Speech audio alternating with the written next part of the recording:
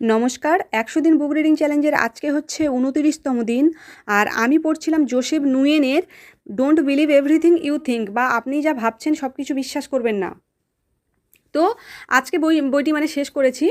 তো যে জিনিসটা এই বইটি বারবার যে জিনিসটা বলছে যে আমরা অনেক সময় আমাদের যে চিন্তা আর কি, আমরা যেগুলো করি আর কি, আমরা অনেক চিন্তাকে আমরা মনে করি সত্যি। লেখক বলতে চাইছেন যে সব সময় তো কোনো না কোনো চিন্তা আমাদের মাথায় আসে, তো সমস্ত কিছুকে সত্যি বলে ধরে নেওয়ার কোনো প্রয়োজন নেই। এবং এখানে বলা হচ্ছে যে চিন্তা আর বাস্তবতা এই জিনিসটা আলাদা। আমরা যদি বারবার একই জিনিস নিয়ে চিন্তা করি, সেটাকে সত্যি মনে করি, তাহলে আমরা ওই জিনিসটা আমাদের অনেক সমস্যার কারণ হয়ে দাঁড়ায়, আমাদের ব্যক্তিগত জীবনে ভীষণ ভীষণ প্রভাব ফেলে।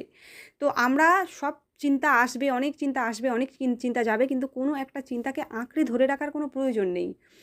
ছেড়ে দিতে হবে, সেটা নিয়ে কম ভাবতে হবে, তাহলেই আমরা অনেক অনেক ভালো থাকবো আর কি।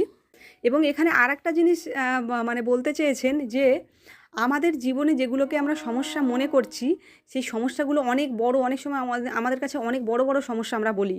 তো আমাদের একটা জিনিস এখানে বোঝাতে চাইছি যে সমস্যা যতটা না বড়, তার থেকে আমরা অতিরিক্ত চিন্তা করে আমরা সমস্যাটাকে অনেক বেশি বাড়িয়ে ফেলি। আর এই জন্যেই বারবার ভাবতে থাকার কারণেই আমাদের মানসিক চাপও আমরা বাড়িয়ে ফেলি, এবং তার যে এফেক্ট যেটা পড়ে আমাদের ওপরে, যে আমাদের মনোযোগ নষ্ট হয়, আমাদের কাজের প্রতি আগ্রহ কমে যায়, আমরা ছোট ছোট আনন্দ উপভোগ করতে পারি না। তো সেই জন্যই বলছি যে সমস্যা যত না বড়, আমরা চিন্তা করে তার সেই সমস্যাটাকে আরও অনেক বেশি বাড়িয়ে দিই। এবং আরেকটি জিনিস এখানে লেখক বোঝাতে চেয়েছেন যে শান্তি খুঁজে পাওয়ার জন্য আমরা অনেক সময় বলি না যে আমাদের বাইরের ওই ব্যাপারটা যদি অন্যরকম হতো, তাহলে মনে হয় আমরা অনেক ভালো থাকতাম, অনেক শান্তিতে থাকতাম। আমরা আমাদের শান্তির জন্য বাইরের পরিস্থিতিকে অনেকটা দায়ী করি, অনেক সময় সেটা হয়ও। কিন্তু এখানে যেটা বলা হচ্ছে যে এখানে আমাদের যে জিনিসটা বলা হচ্ছে সেটা হলো যে বাইরের পরিস্থিতি হ্যাঁ অনেক সময় দায়ী থাকে, কিন্তু আমরা যদি সবসময় ভেবে থাকি যে বাইরের পরিস্থিতি বদলেই আমাদের ভেতরে শান্তি আনবো, তাহলে কিন্তু হবে না। সবসময় বাইরের পরিস্থিতি বদলানোর দরকার আসলে পড়ে না। আমরা যদি আমাদের নিজেদের ভেতরের যে অস্থিরতা, অপ্রয়োজনীয় চিন্তা, অকারণ দুশ্চিন্তা, এই জিনিসগুলোকে যদি আমরা চিনতে শিখি, তাহলে কিন্তু অবস্থার পরিবর্তন ঘটানো সম্ভব।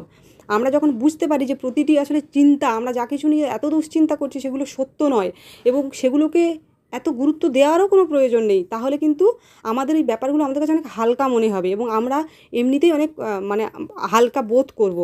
এবং এখানে আরেকটা জিনিস দেখানো হয়েছে যে এখানে শুধু কিন্তু সমস্যা নিয়ে আর কি কথা বলছেন না আর কি, বরং আমাদের চিন্তার ধরন নিয়ে ভাবতে শেখানো হচ্ছে। আমরা কিভাবে আমাদের মনকে দেখি, কিভাবে নিজের চিন্তার সঙ্গে সম্পর্ক তৈরি করি, সেই বিষয়টাকেও এখানে কিন্তু গুরুত্ব দেওয়া হচ্ছে।